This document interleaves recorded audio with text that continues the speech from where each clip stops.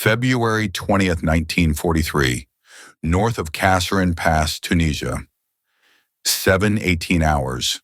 The morning wind moves low across scrub and broken rock, carrying the dry taste of dust and exhaust.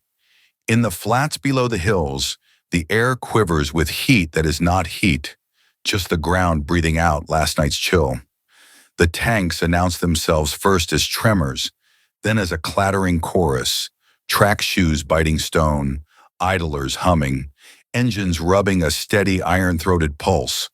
Far forward, the rising dust curtains have their own language. 5 American Shermans pass behind them, never within sight of one another, yet turning and accelerating as if a single hand were on 5 throttles. Their turrets shift in staggered harmony.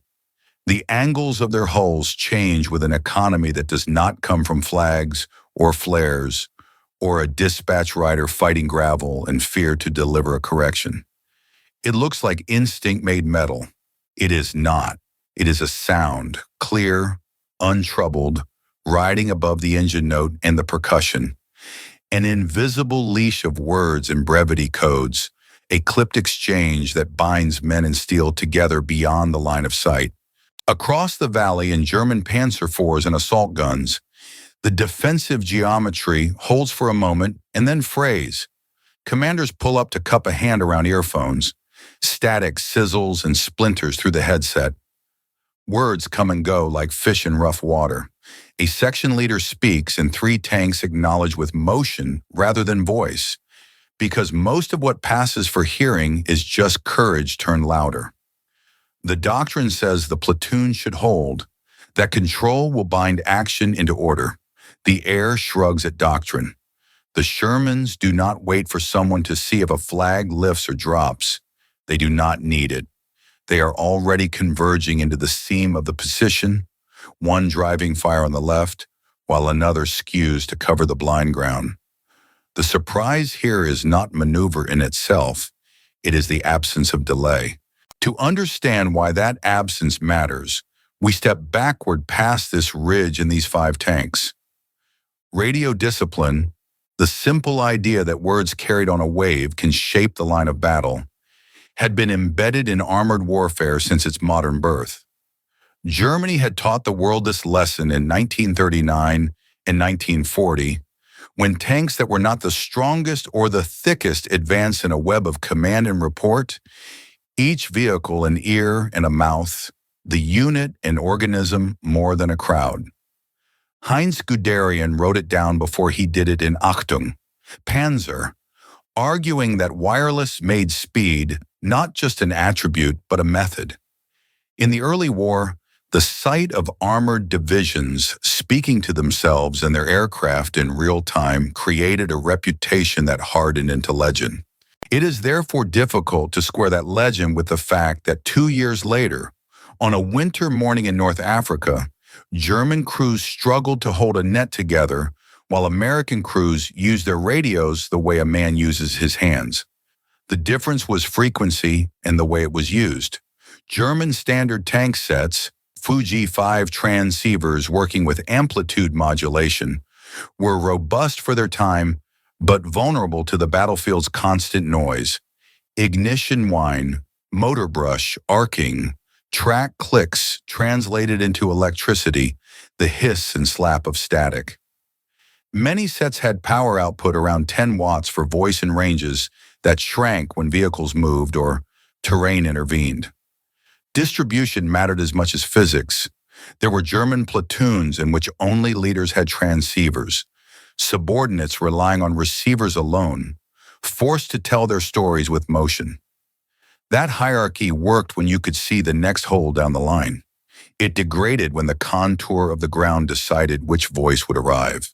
Across the ocean before the war, an engineering argument had reached a conclusion that would write itself into these hours. Frequency modulation, the invention given shape by Edwin Howard Armstrong, did something almost magical to a battlefield's worst sounds. It ignored them. The United States Army Signal Corps, prodded by its own innovators like Daniel E. Noble, found in FM a medium that did not crackle into uselessness the moment engines started. Galvin Manufacturing, soon to carry the name Motorola, built sets that put this theory into steel boxes, tested not in a laboratory's quiet, but in the furious, vibrating hull of a tank.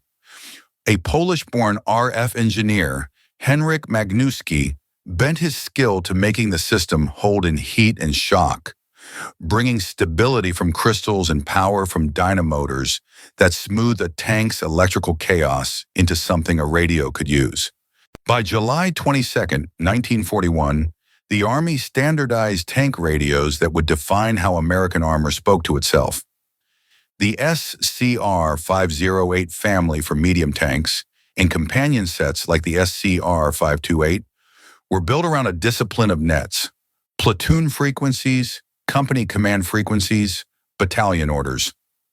The BC-604 transmitter pushed roughly 25 watts, but what mattered was intelligibility. Voices stayed readable on the move. The receiver did not hunt and drift. It locked to crystal-controlled channels. When Operation Torch broke the seal on North Africa in November 1942, this infrastructure came ashore. The first test was not a triumph. At Kaserine Pass, Axis forces under Rommel delivered a sharp lesson. Yet after-action reports noted something else. Companies that had lost officers still moved under sergeants because sets in every vehicle gave them a voice. Scattered elements found each other and delivered fire because nodes in one net could pass reports to another. German signal intelligence listening on American frequencies reported the clarity with complicated feelings, impressed and worried. The change that FM brought can be described with specifications, but the human version is simpler. Radios that taught men to act before they saw. In the mountains of Italy, tanks with FM sets treated ridgelines like slight pauses, not walls. What cannot be signaled by flag can be said. Platoons on either side of a fold in the earth coordinated fire as if on a single map. Normandy brought a different test. The bocage tightened sight lines. American radios made the second glance slower for the enemy. Armor that could not see around a hedgerow could still warn and be warned. With battlefield ingenuity, crews bolted a simple telephone box onto the back of a Sherman.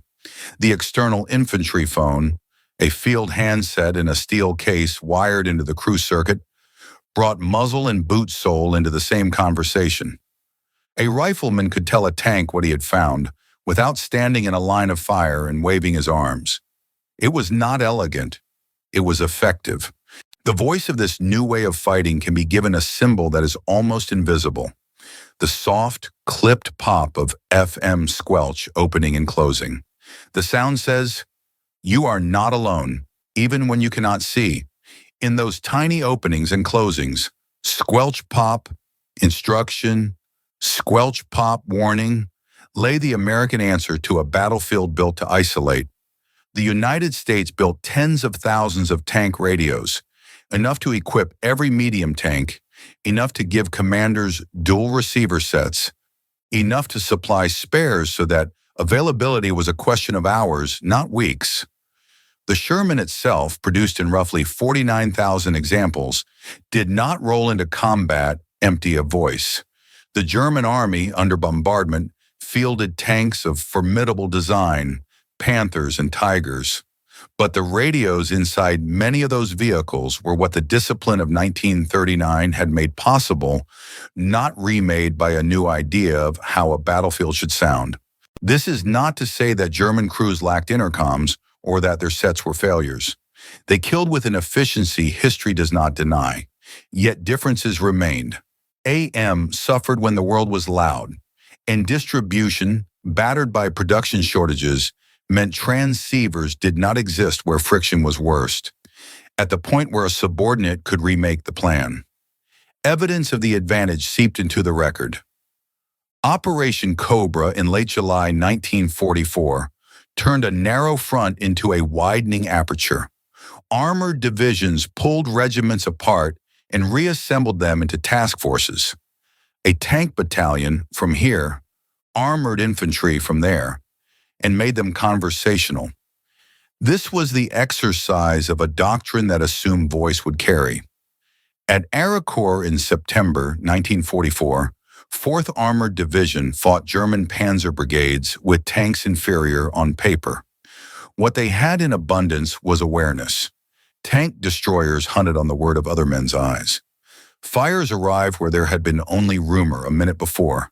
American fighter bombers, paired with forward air controllers on the right nets, mangled German communications. Inside the Ruhr in April 1945, this targeting broke the nerves of an army already pulled too thin. When the field became a pocket, command language fragmented, units lost voice. For American crews, the sure, uniform sound of the FM set altered fear. The tank remained a furnace of risk. It was still too hot in summer and too cold in winter. Yet it did not feel like a coffin. The headset made a promise that others would hear what you had seen, and that your tank was a part of a conversation larger than your own beating heart. That small promise was enormous. It made audacity logical. It made holding a little longer sensible. It turned withdrawals into measured actions rather than lonely flights. The counter-argument that a Panther or a Tiger could puncture a Sherman from distances beyond which a Sherman could reliably reply is true and important. It is also incomplete because it assumes a duel when what was happening was a networked fight. The American solution to the duel was to bring other instruments to hand. Tank destroyers, artillery massed as if by reflex, fighter bombers called down by a voice carried across a net. The tank that could not win by itself could mark a target and become the center of a wider, swift ring. The German faith in the decisive weapon, beautifully made, was undermined by the absence of equally decisive connectivity. The symbolism of this story lives in a handset, covered in dust, bearing a thumbprint of grease, and in the tone any tanker could identify. The clean-edged opening of FM squelch. That sound is abundance translated to duty. It is a small mercy with large consequences. By spring 1945, the Ruhr was encircled and reduced not by a final charge, but by 1,000 organized movements.